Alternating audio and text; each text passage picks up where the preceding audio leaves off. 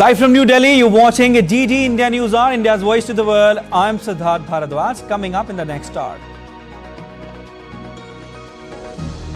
India's External Affairs Minister Jaishankar meets Chinese counterpart Wang Yi on sidelines of SCO Summit. Both leaders agree to redouble efforts to resolve remaining border issues. Polling underway in historic UK general election. Around 46 million voters eligible to elect 650 members of parliament to the House of Commons. US President Joe Biden pledges to continue his re-election campaign to the end. Concerns about Biden's age and condition boiled over since last Thursday's presidential debate. Hurricane Beryl continues destructive path after Jamaica. Hurricane moves to Mexico. National Hurricane Center says Beryl is now a Category 3 storm.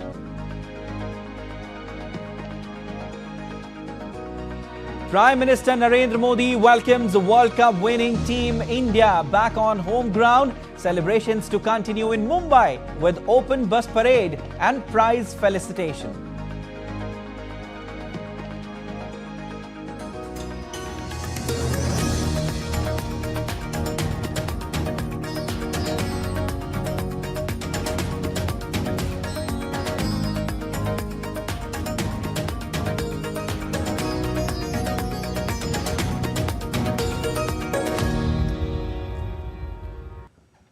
Leaders of Shanghai Cooperation Organization met on Thursday in Astana, Kazakhstan. Delivering India's Prime Minister remarks, External Minister Dr. S. Jaishankar welcomed Belarus as member of the organization. PM Modi remarks included that priority must naturally be given to combating terrorism, that is among one of the original goals of SCO. International community must isolate and expose those countries that harbor terrorists. Cross-border terrorism requires a decisive response, and terrorism financing and recruitment must be resolutely countered. There's a need to take proactive steps to prevent the spread of radicalization among youth. PM also reiterated India's commitment in reducing emissions, including transition to alternate fuels. SCO needs to deliberate seriously on the aspect of economic development. Respect for sovereignty and territorial integrity is essential for connectivity. Proper analysis of non-discriminatory trade rights and transit regimes should be done. Earlier, Minister Jaishankar met his counterparts from Central Asian nations on the sidelines of SCO Summit. These meetings highlighted India's growing engagement with nations in the region in recent years. Minister Jaishankar met his Chinese counterpart Wang Yi. The two ministers had an in-depth exchange of views on finding an early resolution of the remaining issues along the line of actual control in eastern Ladakh to stabilize and rebuild bilateral relations. EAM highlighted to restore border peace and tranquility in order to remove obstacles towards return of normalcy in bilateral relations. He affirmed that line of actual control must be respected and peace and tranquility in the border areas always ensured. They agreed that the working mechanism on consultation and coordination on India-China border affairs should hold an early meeting.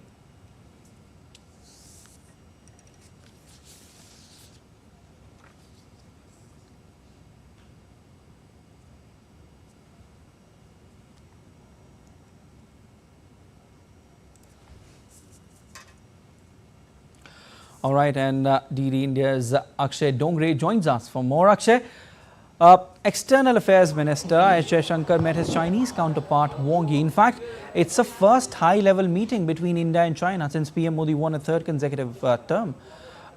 What can we expect out of it?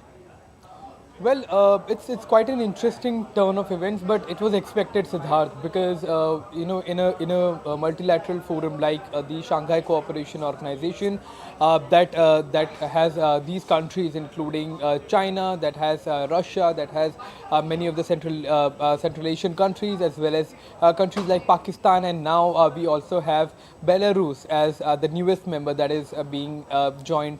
That in fact has joined the grouping that was initially started by China and Russia.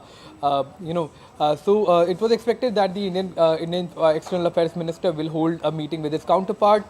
Prime Minister Narendra Modi could not go to the 25th heads of state meeting of the SCO because of his prior commitments and his upcoming visit to Russia that will take place very soon in the next few days. In fact, when Prime Minister Narendra Modi goes to Russia as well as Austria.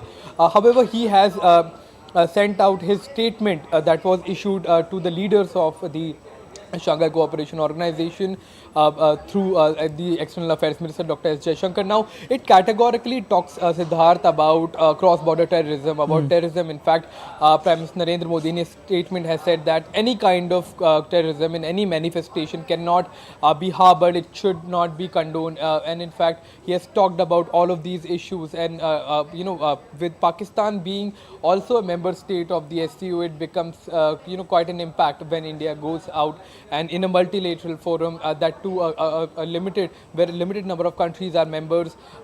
Indian Prime Minister Narendra Modi has raised his voice against terrorism once again, and the issue that it has been facing as far as the terror funding issues are concerned, cross-border terrorism, harboring of homegrown as well as foreign terrorists are concerned. That has become a menace for South Asia. Prime Minister Narendra Modi has once again talked about it, along with climate change, along with development and connectivity issues that he has raised that can, in fact, alleviate a lot of global South countries from poverty, as well as many of the countries from the SCO as well on a path of development, while reminding that the original goal of the SCO remained battling terrorism and growth of the member nations. Okay, Akshay. Now, can you tell us regarding the significance of SCO in changing world scenario? Well, initially, Siddharth, when the SCO was started back in 2001, it was sort of planned. There were plans by both China as well as Russia to make a grouping that can counter the hegemony of West. Now, most of the the biggest global forums are West dominated, West centric rather, be it the G7 and on according to many experts, they claim that most powerful global forums are dominated by the Western nations, the global North, as many have been started to call them. But when you look at the Asian nations, when you look at the Central Asian countries, when you look at the Southeast Asia, not much importance was given to their issues, their concerns, and that is why SCO was started with this original goal of combating terrorism and elevating countries out of poverty. And when the SCO was started, it has now expanded to a huge forum with a major chunk of world population, a massive chunk of land in the world, and a massive chunk of population along with economy as well. So with the rise of economies like China, India, there is Russia as well that has been now showing positive signs of growth. SCO has increasingly, or rather is increasingly becoming more and more important. And as a counterweight to the West-dominated global multilateral forum. So that is what the significance of SCO stands as we speak. All right, thanks for your analysis, Akshay. And Defence Minister Rajat Singh held his first foreign conversation since the new government took charge. He spoke with Australia's Deputy Prime Minister and Minister for Defence Richard Marles.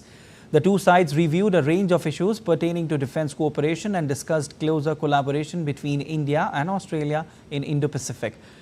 India places great value on comprehensive strategic partnership with Australia.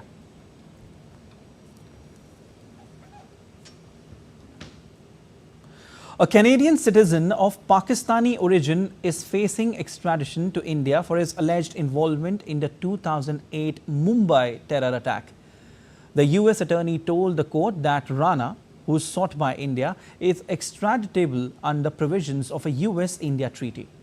DD India's Benji Haya reports from Washington, D.C. Well, this was an argument made during the closing statement before a US court where Mr. Rana has been appealing. The case put forward against him was that he is extraditable from the United States to India under this treaty that exists between the two countries, and that India has established probable cause to prosecute him for his role in the Mumbai terrorist attack that resulted in 166 deaths. Mr. Rana, who is currently in a Los Angeles jail, is associated with David Coleman Headley. He's one of the main conspirators behind that devastating and fatal 60-hour siege across India's most populated city, orchestrated by members of a militant Islamist organisation from Pakistan. Now, Rana was actually acquitted by a separate US court of charges directly abetting those attacks, but he was convicted of other terror charges in 2011. The 63-year-old's lawyer says he should not be extradited to a foreign country, India included, citing insufficient credible evidence. Benji Haya in Washington, reporting for DD India. China and Taiwan row continue to escalate, with Taiwanese officials terming China's seizure of its trawler operating close to Chinese coast for illegal fishing as an act of psychological warfare to further pressure Taipei. Chinese officials boarded and then took the boat back to a port in China late on Tuesday. It was fishing for squid in Chinese waters but near the Taiwan-controlled Kinmen Islands. China says it violated a summer ban on fishing and carried out illegal trawling operations. 3 of the 5 fishermen on board are Indonesian nationals. The White House said it is monitoring the incident and called on 2 sides to communicate. The fish boat, we're obviously closely monitoring the incident, so we're going to continue to do that. We encourage both sides to maintain open lines of communication so they can get to a resolution here, and that's what we call for. China said several consultations have been held with European Union at technical levels over electric vehicle tariffs, few hours before curbs on Chinese electric cars are scheduled to take effect. China hopes that EU side will work with China in the same direction on the issue. The Commission is set to confirm provisional import tariffs of up to 37.6% on Chinese manufactured electric vehicles after bloc accused them of providing its firms with heavy state subsidies. Negotiations are underway since last 1 week.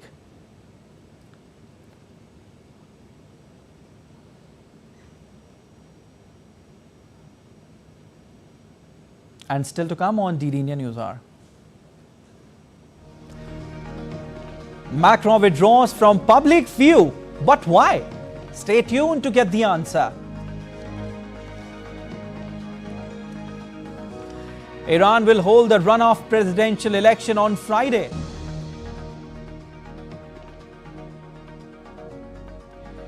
Hezbollah claims a top commander has been killed in an Israeli attack in southern Lebanon.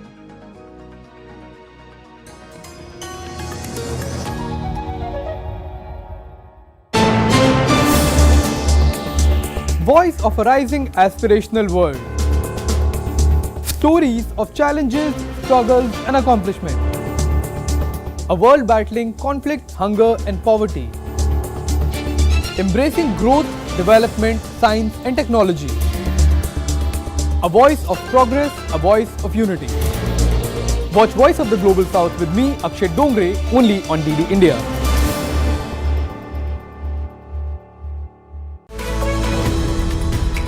We just don't bring you the news as it unfolds. We get to the heart of the matter. We don't just present facts, we demystify complex social, political and economic events. We break stories that shape the world's present and future because you deserve the truth. I am Tanvi Taneja from New Delhi. I'm Ollie Barrett from London. I'm Nick Harper from Washington, DC. Join us on DD India Global Monday to Friday at these times.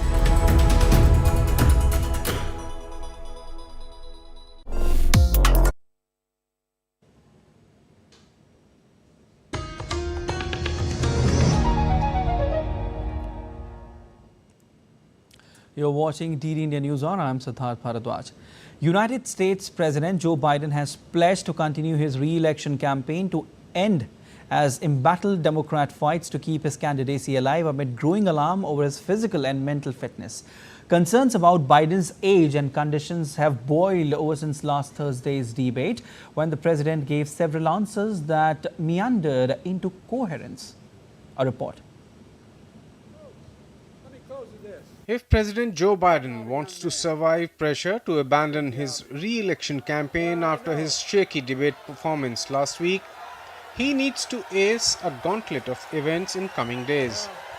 Biden needs to demonstrate stamina and mental acuity to voters and donors. Biden will host families at the annual July 4th Independence Day festivities at the White House on Thursday and travel to Wisconsin for a campaign rally, besides attending several other events. Earlier, he vowed to stay in the race during calls with campaign staff and meetings with Democratic lawmakers and governors on Wednesday. The White House spokesperson also said that Biden is not stepping down as a presidential candidate. What I can say is the president is moving forward. He's moving forward as being president. He's moving forward with his campaign, as his campaign has been very, very clear about that. That's what I can speak to, and that's what I can say, and that is the president's focus. The president's focus is how does he continue to do that work, and anything else that we're hearing or that's being reported is absolutely false. 3 out of 24 Democratic governors and a mayor that Biden virtually met on Wednesday talked to the press afterwards. They vowed to stand with Biden after what they called an honest discussion about his bad performance in last week's debate. Trump presidency was chaos, destruction. A Biden presidency was dealing with COVID, using the science, investing in infrastructure, and working to the middle class. And all of us are trying to figure out and just want to make sure as governors, we're on the front line of many of these. We always believe that when you love someone, you tell them the truth. And I think we came in and we were honest about the feedback that we were getting. We were honest about the concerns that we were hearing from people. And we were also honest about the fact that as the president continued to tell us and show us that he was all in. President Joe Biden is in it to win it. And all of us said we pledged our support to him because the stakes could not be higher. We will stand with the president as we fight that force being Donald Trump. Though Biden may have sought to nip the dissent in the bud, the scrutiny is likely to be rather intense in coming days than be over. Democrats and donors concerned about Biden's viability in the November election will be closely watching an interview with the ABC News expected to be taped and aired Friday during the campaign visit to Wisconsin. Bureau Report, TD India. Meanwhile, in another development from the US, 12 former Biden administration officials who resigned over policy in Israel and the Gaza conflict say the government's actions have endangered US national security. In a joint statement, they said the policies have further destabilized the region and put a target on America's back.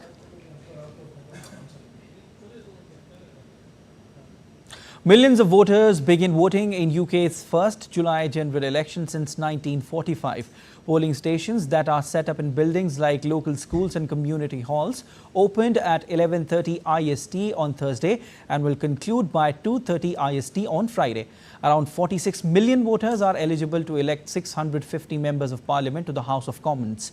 The results will be declared through the night and into Friday morning. UK Prime Minister Rishi Sunak cast vote along with wife Akshata Murthy. Political parties are looking to win more than half the seats, 326, to form a majority government. Several surveys predict return of Labour government after 14 years of Conservative rule.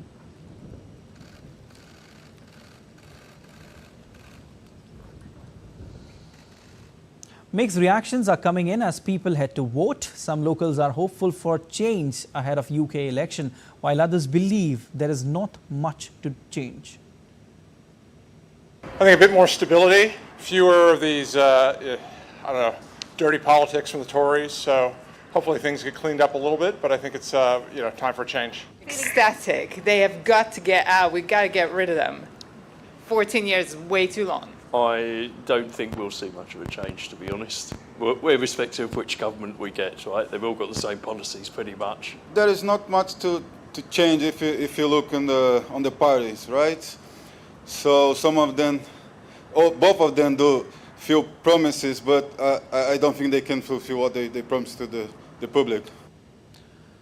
All right, and DD India's Stuart Smith joins us from London to tell us more about the UK elections. Hello, Stuart. Polls are underway in UK in perhaps one of the most significant elections there, where Labour Party is likely to end Conservatives' 14-year rule. What are you getting for us?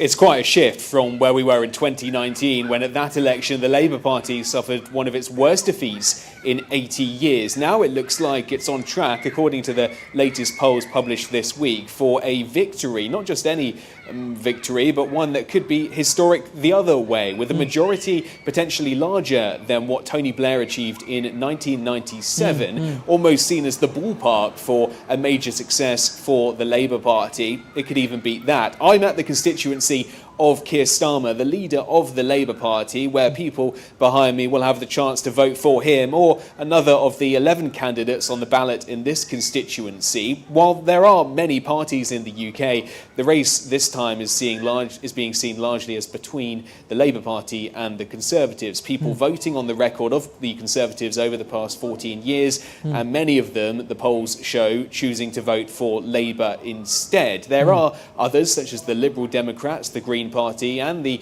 Reform Party, but those are not expected to make as much difference in this election, with such a large majority for the Labour Party expected. But that majority could come from, for example, right-wing voters choosing the Reform Party instead of the Conservatives, splitting the vote and potentially giving a win to a Labour Party candidate in a constituency that may otherwise have gone Conservative.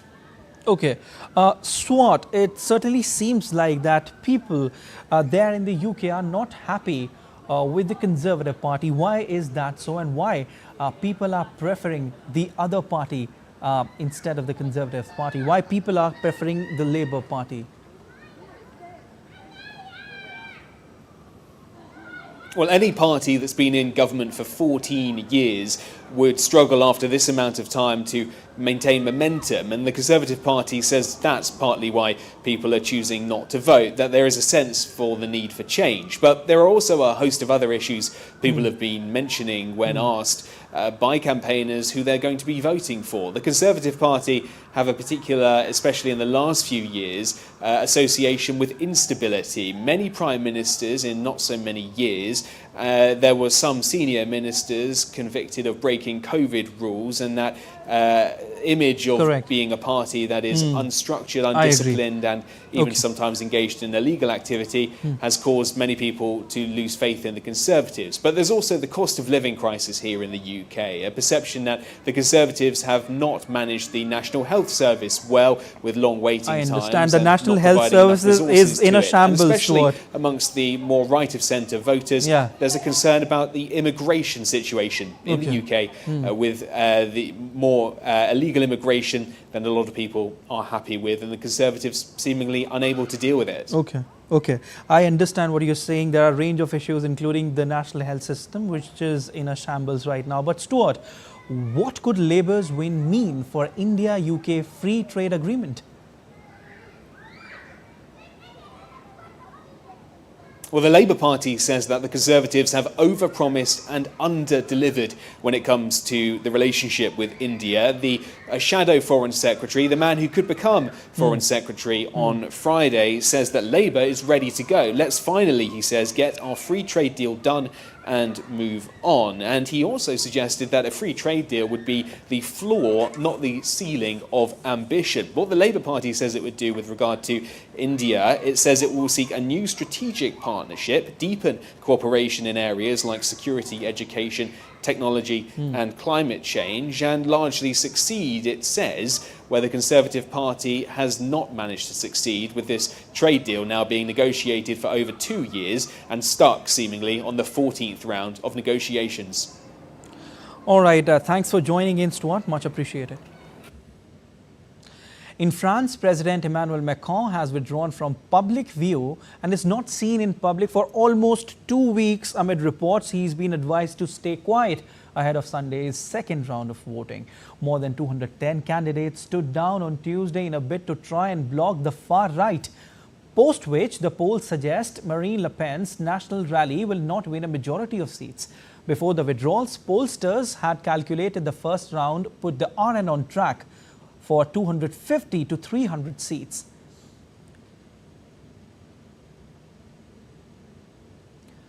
Thousands have demonstrated in Paris opposing Marine Le Pen's far-right National Rally Party, citing concerns about its national preference and anti-migrant policies. The second round of voting will take place on July 7th.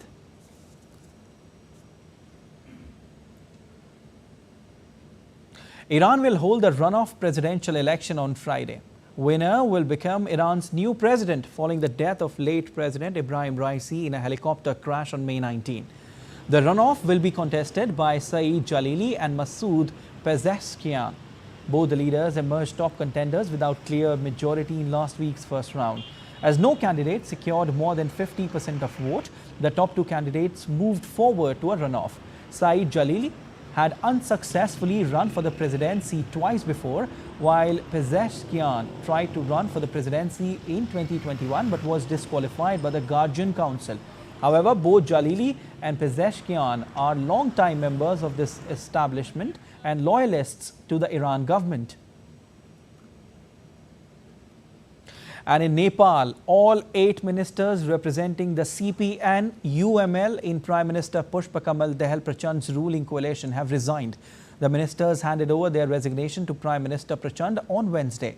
After a 24-hour deadline given by the CPN UML party expired, the key ally of the Prachand-led government walked out of the government.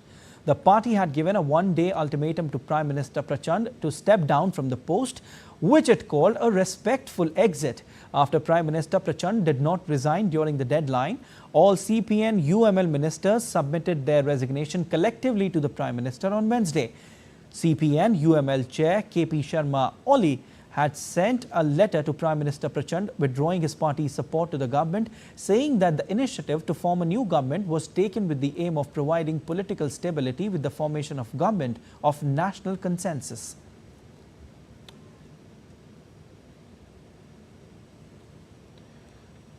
All right, and Hezbollah claims that a top commander, Mohammad Nima Nasser, has been killed in an Israeli attack in southern Lebanon on Wednesday.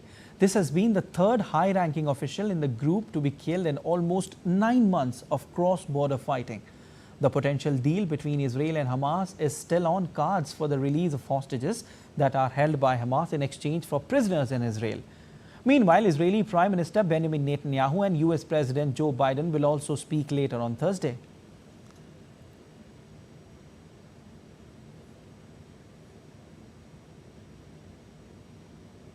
In a solemn testament to the horrors of 7th October 2023 attacks by Hamas, a makeshift museum was unveiled at a farm called Nir Oz in Israel. An Israeli soldier unveiled the museum.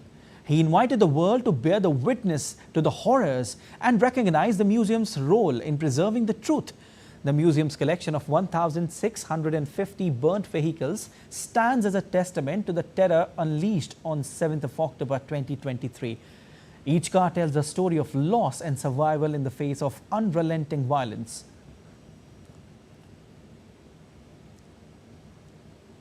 As the Russia-Ukraine conflict enters its 860th day on Thursday, Ukraine shot down 21 out of 22 Shahed drones used in Russian attack overnight. According to Ukrainian Air Force, it shot down the drones over 6 regions in northern and central Ukraine. The governor of the northern region of Chernihiv, he said that one of the drones struck a facility in his region. He added that over 5,000 consumers in the region remained without power as of Thursday morning. Dnipropetrovsk regional governor said that the air defense shot down 2 drones over his region. Meanwhile, a Russian missile hit and destroyed a Ukrainian MiG-29 fighter jet on an airfield in a Dnipropetrovsk region. Ukrainian President Volodymyr Zelensky slammed the Russian attack and renewed his call for long-range weapons to stop Russian-guided bombs.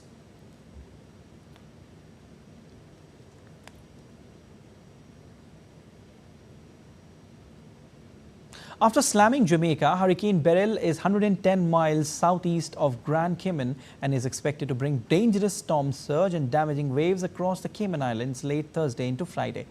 The National Hurricane Center said that Beryl is now a Category 3 storm with maximum winds of 125 miles per hour.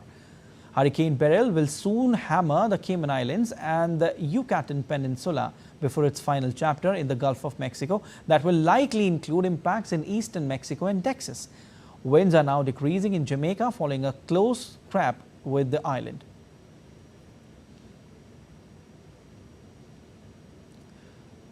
Earlier, Hurricane Beryl churned menacingly over Jamaica on Wednesday afternoon after uprooting trees, ripping off roofs and destroying farms. It has forged a destructive water-soaked path across smaller Caribbean islands over the past couple of days. The death toll from the powerful hurricane rose to at least 9, but it's widely expected to rise as communications come back online across drenched islands damaged by flooding and deadly winds. The loss of life and damage wrought by Beryl underscore the consequence of a warmer Atlantic Ocean, which scientists cite as a telltale sign of human-caused climate change, fueling extreme weather that confounds past experience.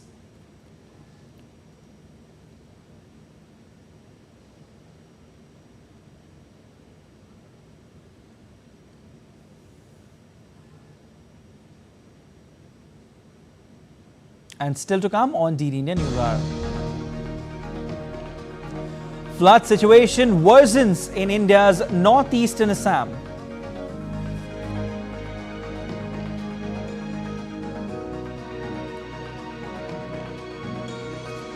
India celebrates 25th anniversary of victory of Kargil war against Pakistan. And we tell you what is Bharatiya Antariksh Hackathon organized by ISRO as part of the National Space Day celebrations.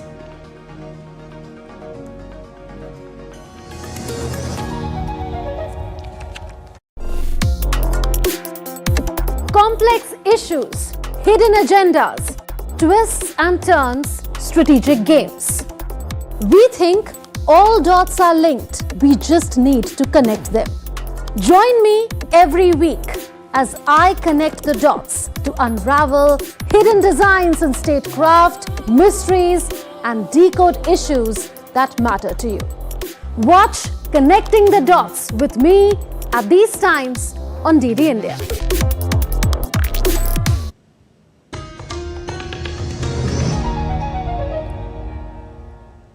You're watching DD India News Hour. I'm Siddharth Bharadwaj. In India's northeastern Assam, the flood situation has worsened as Brahmaputra and many other rivers flowed above danger level. The Burhi Dihing River is flowing above highest flood level. Over 16,25,000 people have been affected in 2,800 villages in 29 districts. 8 deaths were reported on Wednesday, taking the death toll to 46 this year. The commercial vehicle movement along the national highway passing through Kaziranga National Park has been prohibited for movement of wildlife animals. The IMD has issued red alert for Assam as extremely heavy to very heavy rainfall is expected in Assam, and orange alert for Arunachal Pradesh, Sub-Himalayan West Bengal, Sikkim, Assam, Meghalaya, Mizoram, Tripura and Nagaland. And my colleague Subina Roy is joining me from Dibrugarh to give more details on the situation there. Subina, what updates do you have for us as far as flood situation is concerned? Yeah, as far as the flood situation in Assam is concerned, right now it's sunny, but however, the IMD has predicted a red alert for today for Assam and orange alert for the rest of the northeastern states. And talking about the present condition, as per the latest LTMA report, around 16.5 lakh people are affected in more than 2,800 villages of 28 districts. Right, the upper Assam area this time in the second wave of flood is the one which is affected. Like districts like Lakhimpur, Dhemaji, Tinsukia, Dibrugarh are the ones which are the most affected. Recently, few days ago, there was a cloud burst in Arunachal, and due to heavy rains and due to release of some amount of water from the lower Sidansiri Dam, there had been a huge flow of water in the Brahmaputra. And now the water is moving towards southern Assam, that is the lower part of Assam, and that is why the rivers out there in the southern Assam also are at its danger level, that the water levels are rising there as well, right in the Borak Valley. For example, the Borak River, the Kushiara River, these rivers are flowing at danger level. The situation right here in Upper Assam is under control. However, there were reports of 8 deaths yesterday, taking the death toll to 46 this time in floods. There was embankment breaches in Buri, in Hatimora, in Tengaghat, and also in Kwang district. So Kwang area of Dibrugarh district. The Kwang area is one which has been affected. There has been inundation of low-lying areas, and villages were moved out by the NDRF and SDRF teams. They are carrying out rescue operations on a day like yesterday, around 126 medical teams were deployed and boats, around 130 boats were deployed. On Tuesday, around 13 fishermen were rescued. Okay, Subina. Rescued from Okay, yeah. Subina, you've just mentioned about 1.6 million people have been affected due to floods. How are they managing their day-to-day life? Right, well asked question. It is very difficult when an area is inundated by flood.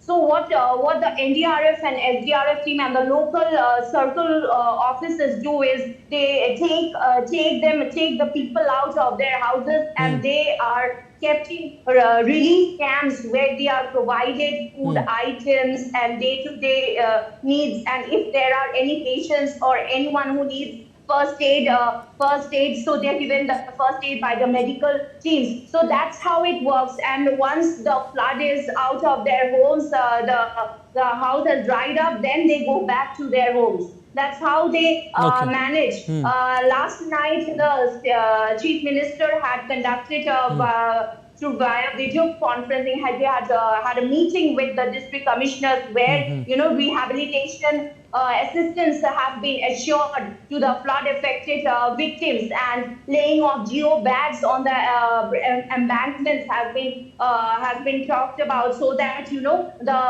embankments which have been breached, they are repaired on a timely basis and right. Okay, Subina, we certainly hope that the situation there becomes normal as soon as possible. Thank you so much for your analysis. And as heavy rains continue to lash the northeastern states of India, the flood situation in Manipur remains critical. Reports of waterlogging and rivers nearing the danger mark have been received from Imphal West, Imphal East and Thoubal districts. Meanwhile, the Assam Rifles paramilitary force has launched Operation Jal Rahat in capital Imphal to prevent flooding. It has rescued more than 550 civilians, including men, women and children, and prevented the flow of waters of the Imphal River to adjoining areas.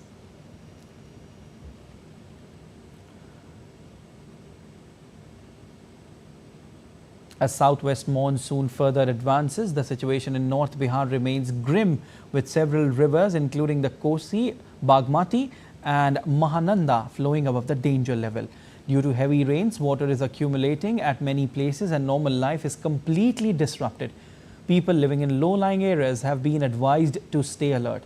The Bihar government has put officials of the Gandak barrage on high alert and dams are being continuously monitored. The Indian Army will mark 25 years of the Kargil Victory on July 26. The annual celebration honors India's remarkable victory over Pakistan in 1999 Kargil War.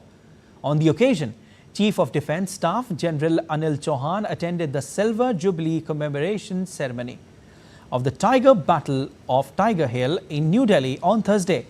On the night of July 3, 1999, soldiers of 18 Grenadiers, also called the Pole Star Battalion, embarked on their mission to capture the Tiger Hill in Ladakh.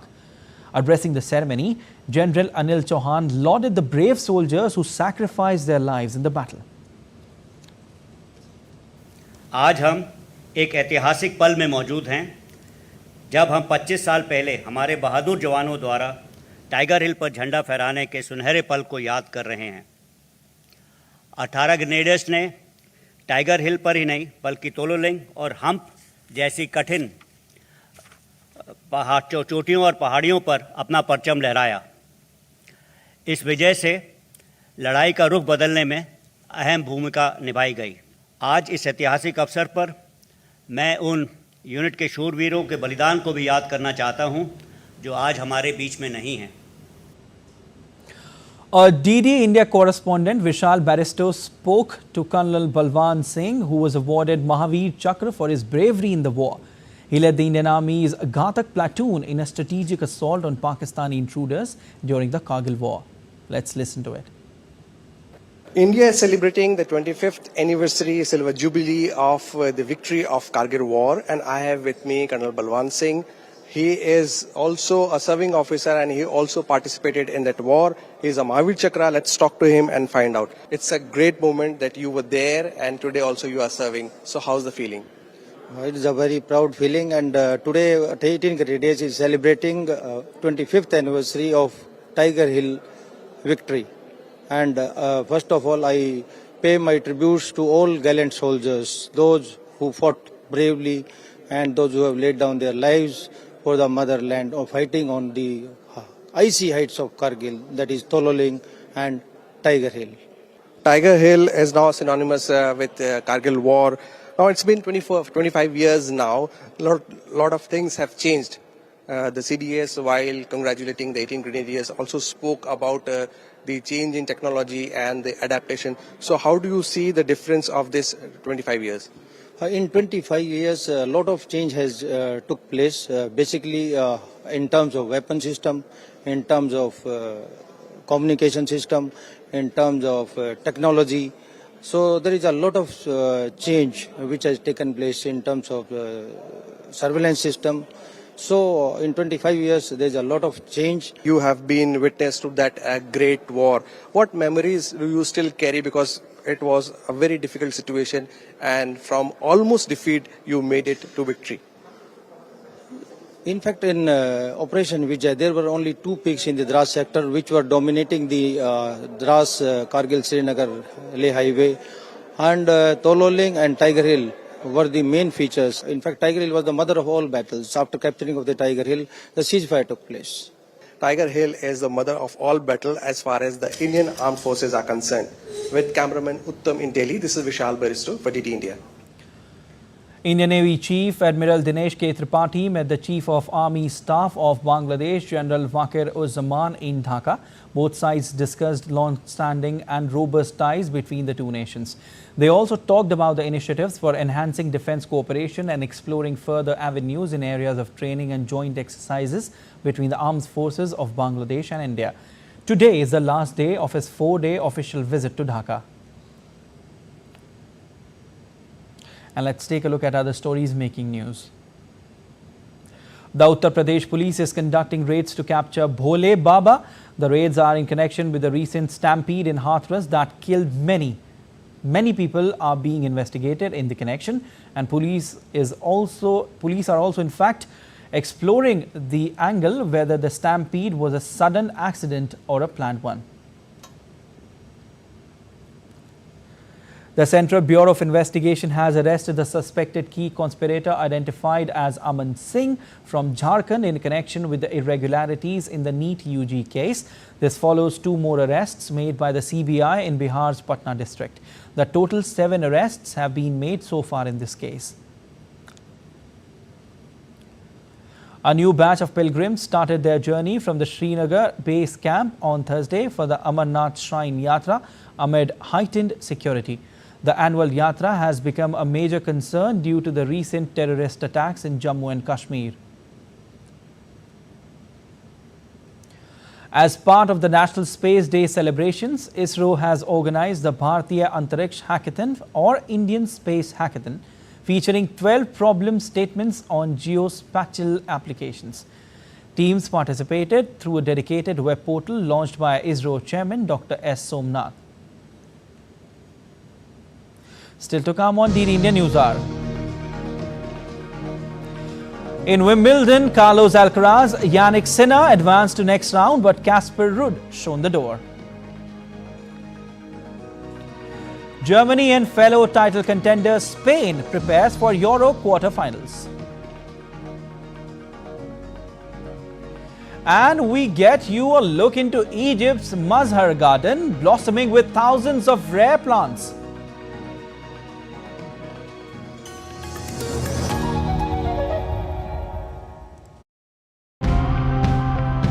Our forests really do support our existence in crucial ways. Let's find some inspiration on what we can do for them. We started creating a fire line to save the trees. To fight fires nowadays, we use advanced technologies like early warning systems. The Forest Survey of India's Fire Alert website. Mining is happening to such a big extent that hill after hill is being razed to the ground. We're going to plant only local species. We got an expert on hand. We reached out to experts who knew about what it means to take on. So if we look at the way the indigenous communities have managed the food system, you will see a component of diversity. NESPAS now supports more than 130 villages in northeastern India.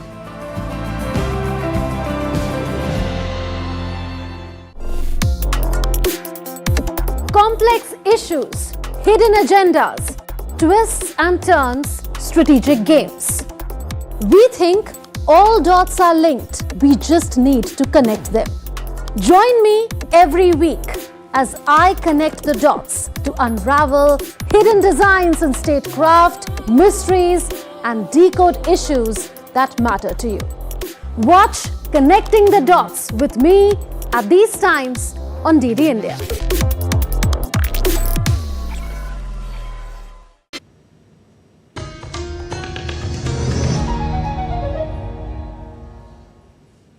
You're watching DD India News Hour. I'm Siddharth Bharadwaj, and time now for sport.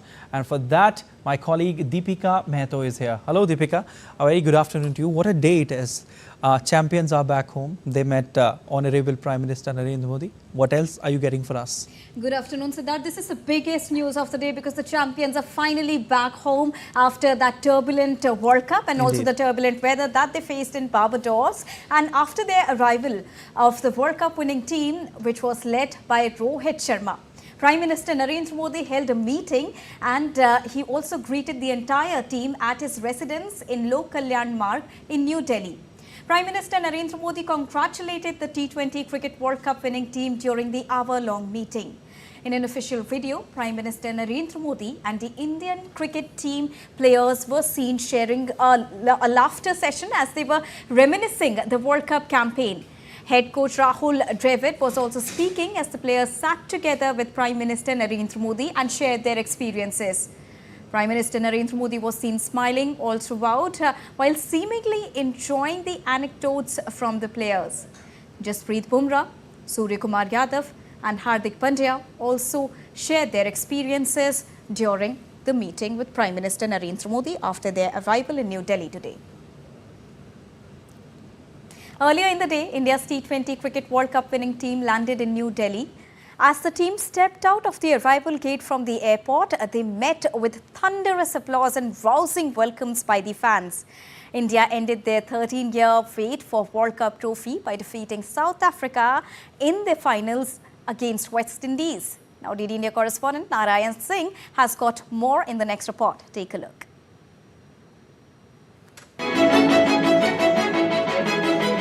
The Indian cricket team arrived back in India today, triumphant after winning the T20 World Cup. Led by Captain Rohit Sharma, the team was greeted by a sea of ecstatic fans and a flurry of media personnel at the New Delhi airport. India ended their 13-year wait for an ICC Cricket World Cup by defeating South Africa by 7 runs to lift the T20 World Cup trophy in a thrilling final at the Kensington Oval Stadium in Bridgetown in Barbados. As the team stepped out of the arrivals gate, they were met with thunderous applause and chants of India. Indeed, Shishir, when we talk about Virat Kohli, he's not just an enthralling player, but an emotion when we talk about it. There is some technical error when we are receiving your feed, but we can see the visuals and how elated the fans there are and how excited they are to welcome Team India, because the next pit stop is Mumbai from New Delhi. Earlier in the day, the entire Team India met Prime Minister Narendra Modi as well. Before that, they cut a cake at the hotel as well. They were greeted with a thunderous applause at New Delhi airport, but the celebration still continues. Yes, Shishir, we can get you now.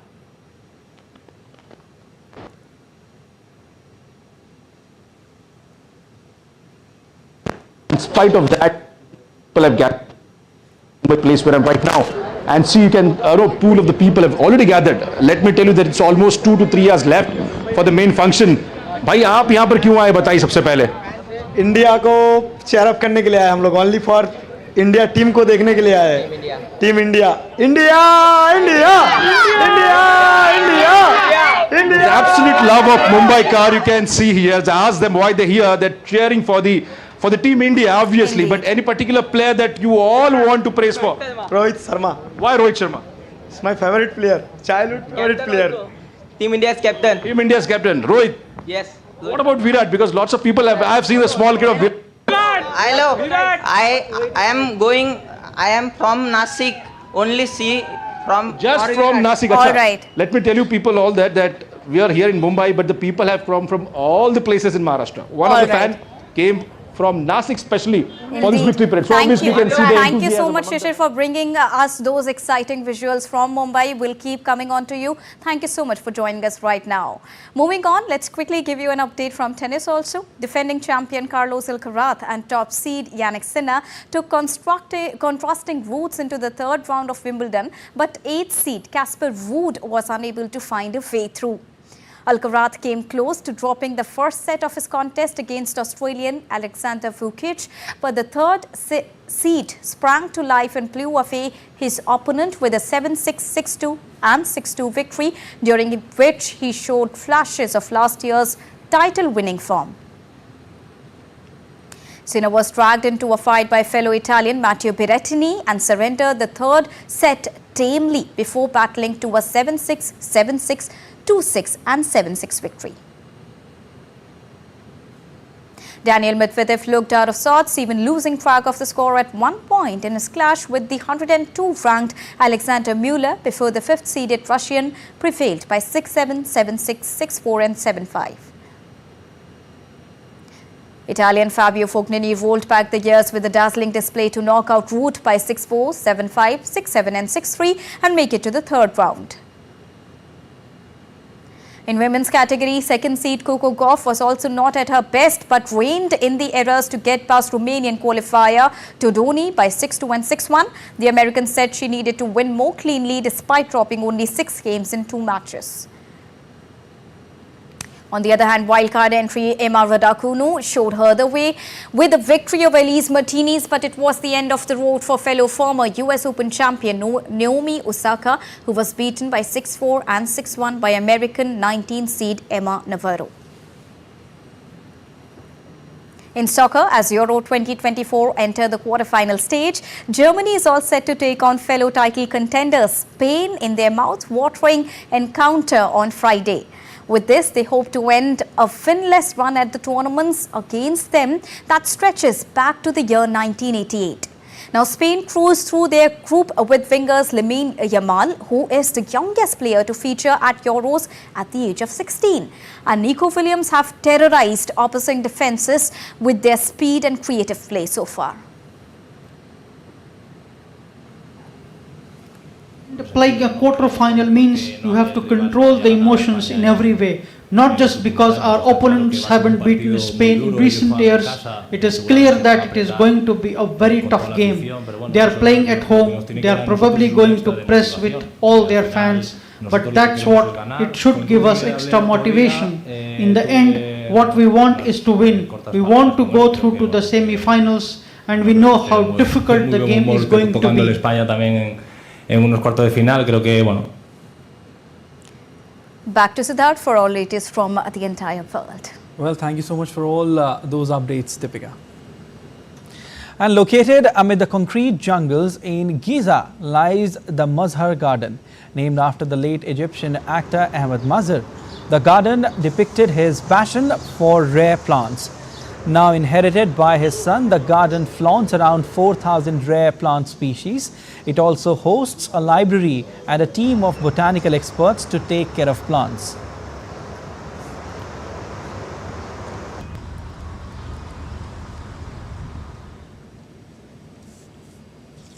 That's all for this edition of DD India News Hour, but let us know your thoughts on the news of the day. For those on the go, you can get all the latest news and updates from India and across the world on DD India mobile app. The app is available on both Android and iOS platforms. Scan the QR code on the screen to download now.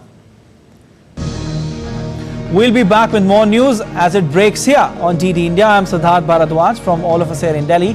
Thanks for watching DD India News Hour.